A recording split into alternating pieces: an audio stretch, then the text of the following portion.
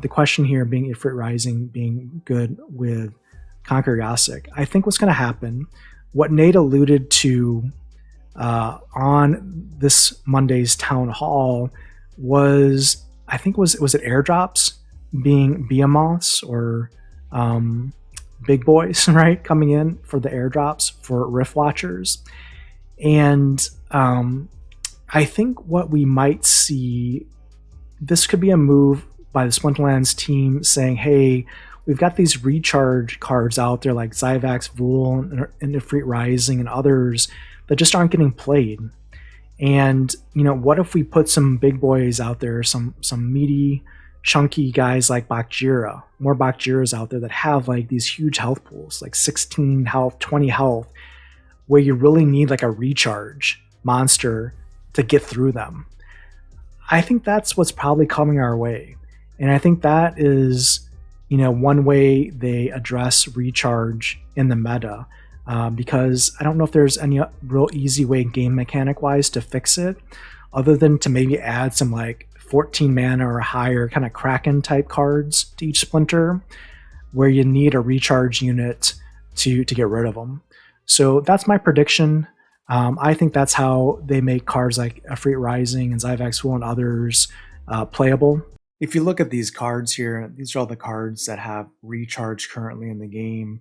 I mean, realistically, the only card that you'll probably commonly see is Uriel the Purifier, maybe with Grandmaster Wraith, and that's because he's got a heal and a decent amount of health and armor to go with that. So you can stick around and have maybe a chance to use that recharge, you know, once or twice for sure. And it's also got Redemption, which is valuable if you have Resurrect on the life team. But generally speaking, you don't see Insidious Warlock, Zyvax Vul, Temporal Master, or Ifrit Rising used. And I mean, you might see them used, for example, in a Back to Basics rule set or an Equalizer rule set, perhaps. But generally speaking, not commonly used. I mean, really, other than putting in some of those Behemoths with huge HP pools with no shields. The other thing that the team might do is they might create like some kind of ability called Ramp Up or something similar, or Power Up or something like that, where basically it just allows you to use recharge on the first turn.